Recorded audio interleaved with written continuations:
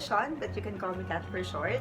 Well, I'm here to give you a piece of advice and also tips on how to somehow properly present yourself during your first job interview or even though hindi na first yun. So, let's get started para din ma-share ko na sa inyo. Disclaimer lang guys, I'm not an expert in terms of doing or conducting job interview, nor I'm not an expert sa pag-apply din ng trabaho, but it just so happened na I also have experience and tips on you guys na pwede nyo magamit. I hope na magamit nyo nga.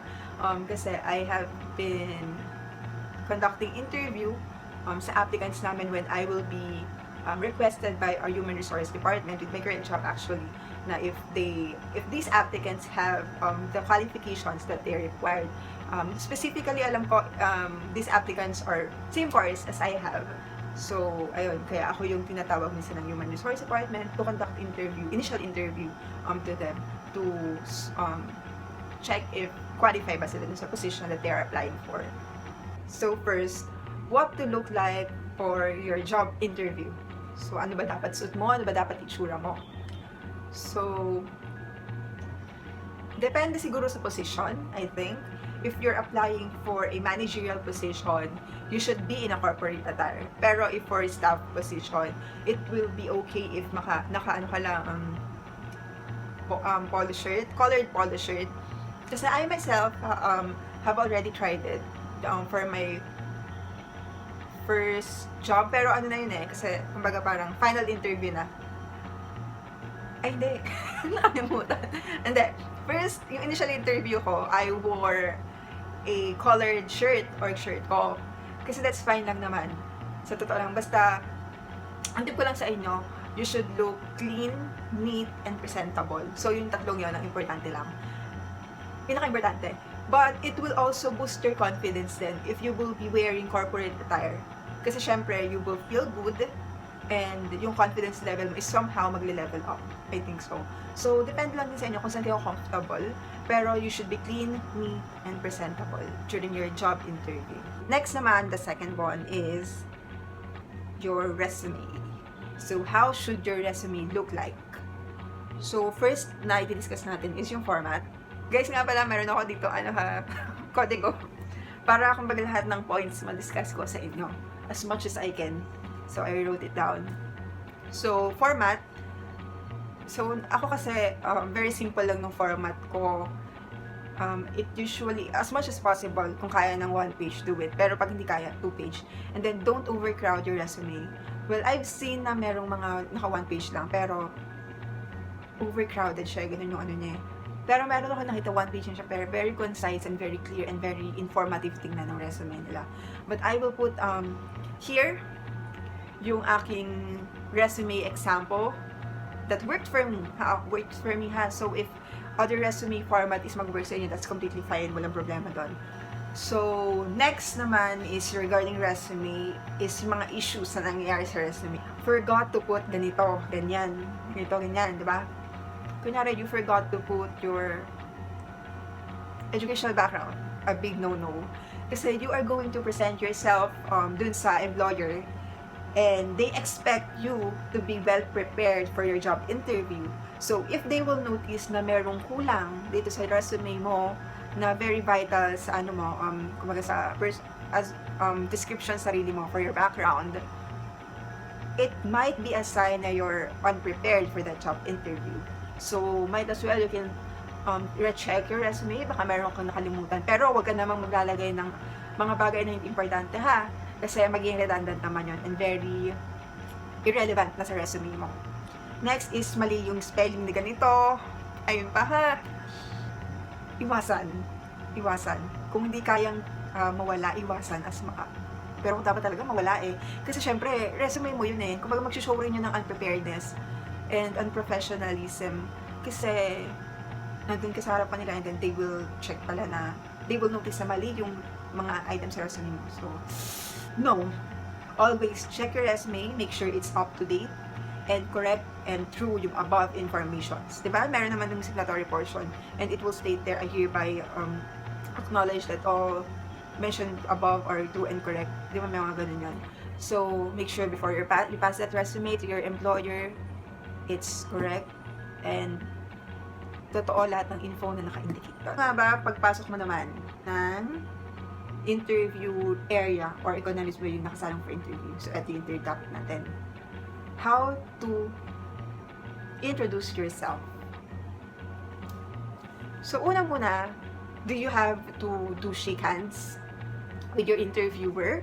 Or do you have to be comfortable immediately? So, my tip is pakiramdaman mo.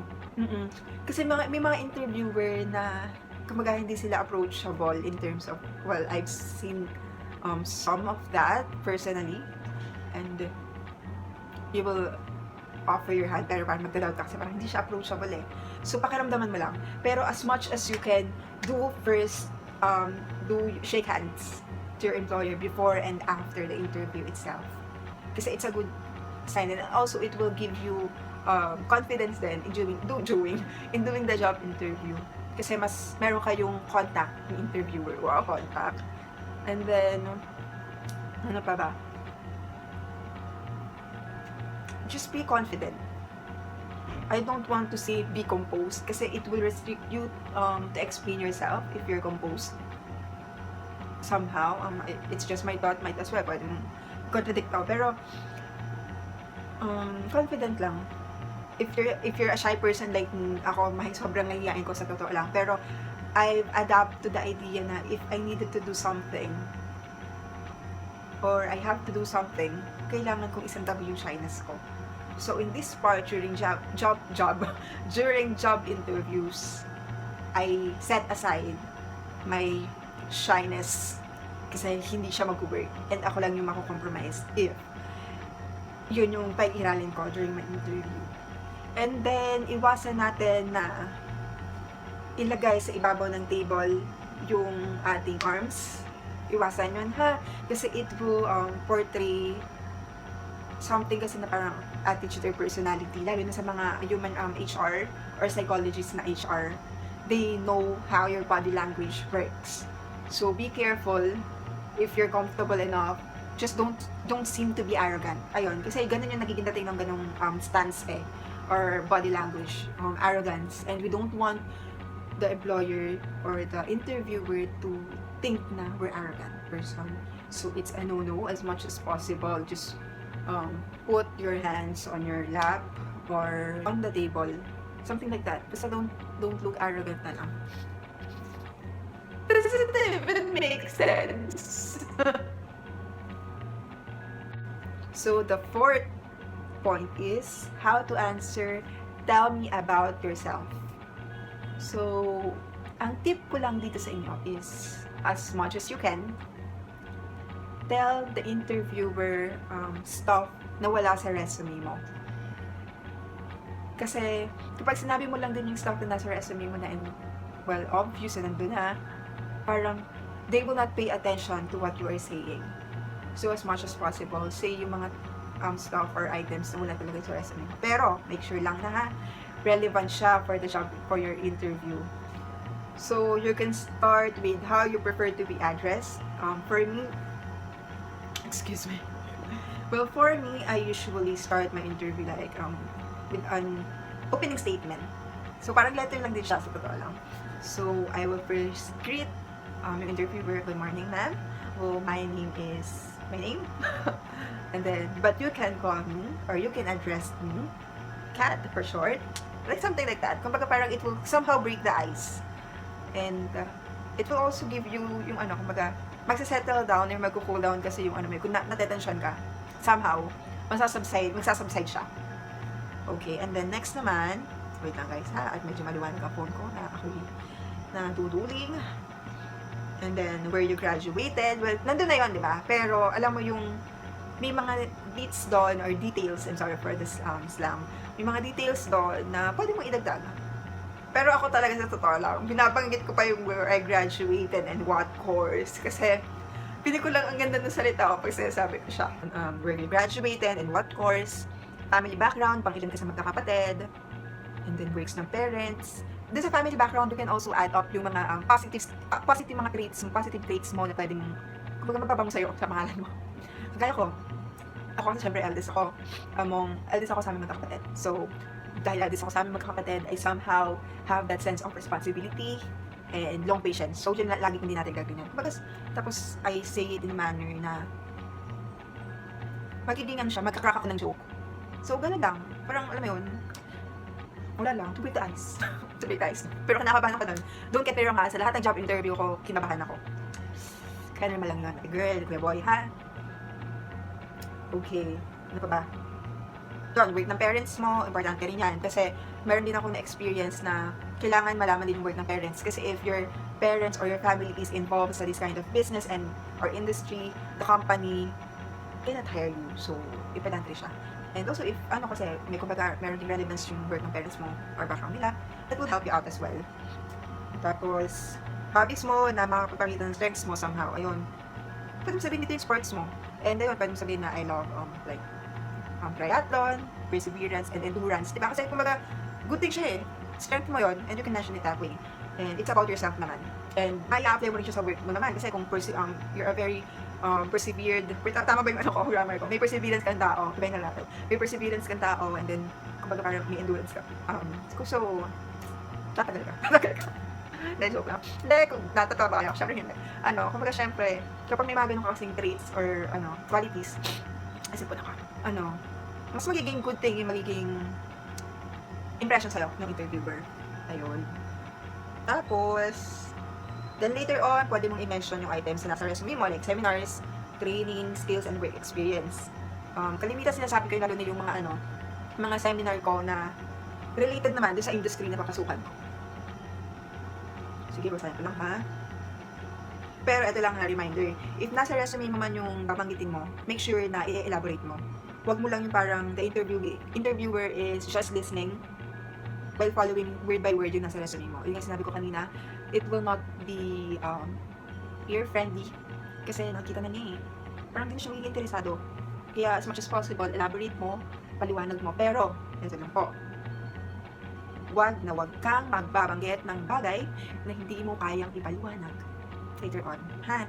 Yan, iwasan lang din natin. Pero without with the question na about yourself, huwag mo masyadong ate girl, kuya boy, telenovela. Baka naman makatulog na interviewer mo. Ha? Hindi, kumbaga parang smooth lang and then also learn to balance it out. Okay. So, we're done with the fourth one, which is, how do you answer? Tell me about yourself. So, next portion, which is the fifth one. Tama ba ako?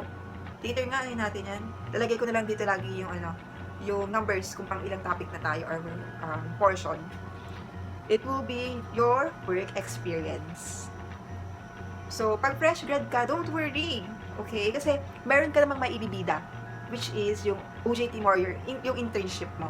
So, ako kasi, good thing lang na I'm blessed enough during my OJT kasi I was hired sa companies, international companies, na kumbaga meron talaga akong experience.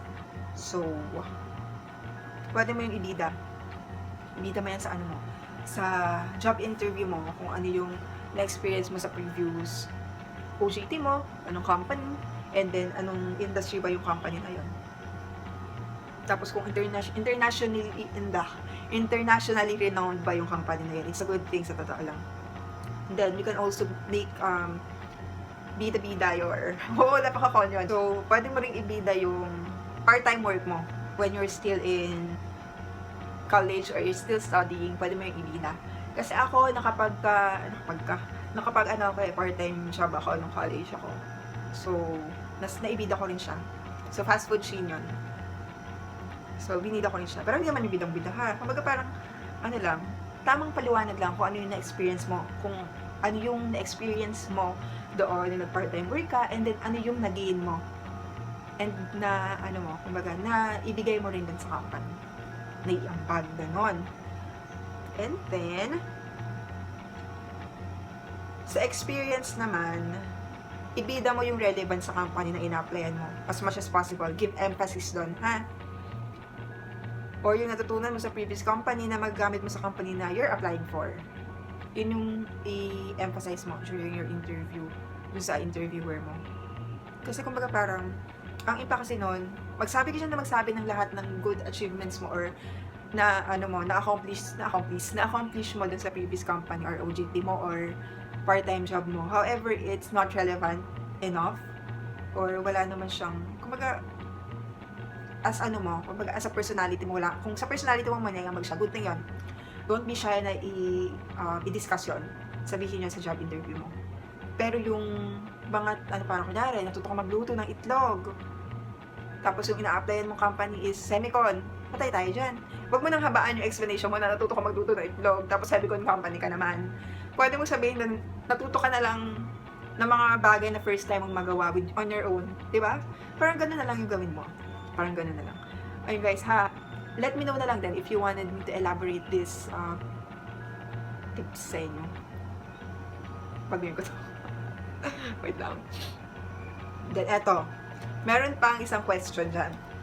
May nagtatanong sa akin before, okay lang ba wag isama ang previous work na wala kang COE, or not relevant sa new work you're applying for? Eto, okay lang isama kung wala kang COE. As long as relevant siya sa ina-applyan mong work. Or meron ka doong nag-gain na knowledge or skills na may i-apply mo dun sa company. Pero pag wala naman at all, huwag na po. Yun lang din yung tips ko sa inyo. Tip ko sa inyo. Dami, no? Tips. Yun lang din yung tip ko sa inyo pagdating na sa wala kang COE na company. Yun. And then, just be real kung bakit hindi ka nakapag, ng COE. Hindi naman porket hindi ka naka-acquire ng COE dun sa previous company mo as ban ka or what. Minsan kasi, kunyari, nasa malayong lugar yung company na yon, and then, you moved into another location, and you do not have time na to acquire that COE. So, ayun, okay lang. Just made it clear na lang din. Pero kung hindi mo kayang i-defend yung sarili mo kung ba't wala kang COE, wag na lang po. Wag na lang. Kasi medyo magiging pangit din yung dating nun sa employer mo. Kung ba't wala kang COE, so they might think na nag-awal ka doon, or pangit yung record mo, kaya hindi ka makakuha ng COE mo. So, next one is strengths. So, ang i-discuss mo naman dito sa interviewer mo is yung skills and traits mo. So, before, di ba, nung tell me about yourself, meron ka nang nabanggit na skills and traits mo. But now, magbanggit ka naman ng bagay na hindi mo naman nabanggit nung una. So, wag mong ibigay lahat dun sa dun sa una nilang mga tanungan. Lagi ka magdala ng reserba. If you will be stating a trait, you should explain it. Ayun nga, kung kagaya ng ano bang lagi ko sinasabi na trait ko. I'm very keen into details. Ayun. Na I make sure na everything is organized and I put things or I do things in the right way. And also other traits na maganda and may aambag natin dun sa company na yun.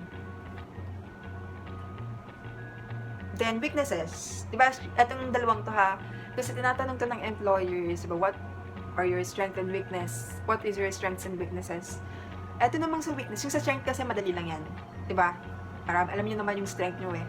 Pero yung sa weakness, meron ditong iba na hindi pa rin siya nakukuha the first time, na parang nagugulan pa rin sila doon. Ang tip ko sa inyo pagdating dito sa pagsagot sa weakness nyo,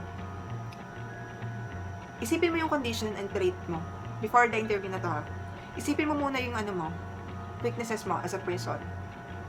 Pero make sure na you can use this positively. Ito for example, ako. I have poor eyesight. So, I usually use this as my weakness sa totoo lang. So, I have a poor eyesight. However, this led me to be a very observant and keen into details type of person. Kasi I have a poor eyesight and I really need to focus on things so that I can provide an output na organized and then correct. And then I'm sure na tama siya lahat. Ganun yung ginagawa ko. Magka-keen into details ako. So, yung eyesight ko, malabo siya. Pero, I reverted that focus dun sa poor eyesight ko and provided a trait na positively kong nagamit with my weakness. Traits during interview. Be confident as much as you can or at least compose yourself. And avoid unnecessary mannerism. Speak informatively and eager but in a certain extent. Huwag yung parang pinipilit mo sila na kunin ka. Ayun, nabanggit ko na yung iba dito. So, yung huwag mong ipatong yung braso mo sa lamesa. And also, iwasan yung pag-ano ng ballpen, ha? Pag interview, iwasan yun. Ako, I myself, nakakita na ako ng ganung applicant na siguro sa tensyonado. So, nagagano siya ng ballpen. Retractable yung ballpen. So, maingay siya. And alam ko naman kinakabahan siya, pero as much as you can, tanggalin mo yung kaba mo. Or itago mo yung kaba mo. Hindi kasi matatanggalan, di ba? Lalo na kinakabahan ka talaga. Pero, itabi mo lang. Conceal it in a way na hindi siya makahalata ni interviewer. Kasi it will also reflect din sa man interview mo. So, yun. And then, speak informatively. Sa interview, wag kang masyadong madaldal na unnecessary na yung mga sinasabi mo. Pero, kung kailangan mong dumaldal pero with information yung sasabihin mo, and it will help you out to boost your resume and your information na nasa-share mo sa interviewer mo, go! Pero yun yung sinabi ko, yung bandang huli na parang pinipilit mo sila ng kunin ka. Huwag ganon.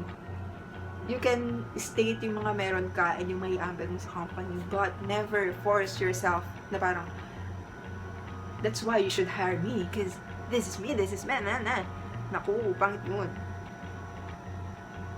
So, my suggestion would be, never say something na di mo kayang explain or panindigan later on.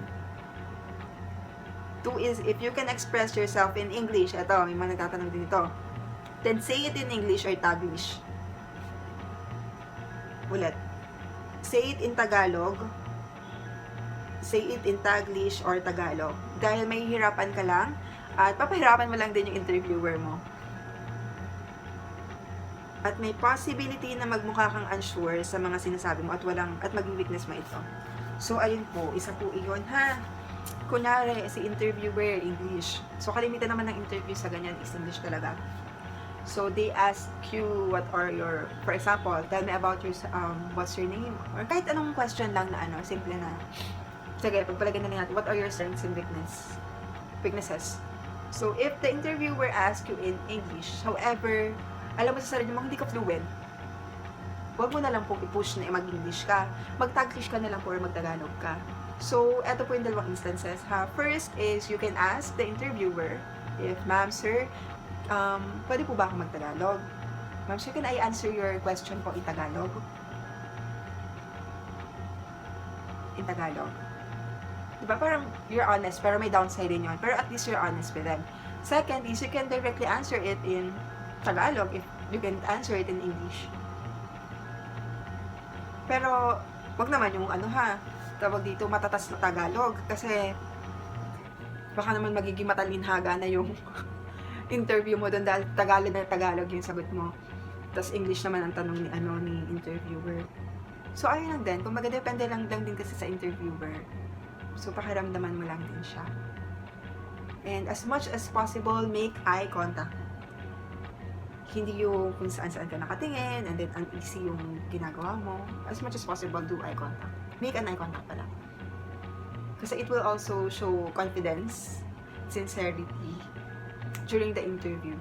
Naku, baga, you really wanted, yung eagerness mo andun. Might as well, dun sa mga nakapanood nito, na may mga tips na mai-share, you can comment down below sa comment section so that you can also share dun sa mga aspiring applicants and job hunters yung mga tips and advice na meron kayo. And also, kung meron mang correction kayo sa mga nabanggit ko today, you can also put it down there.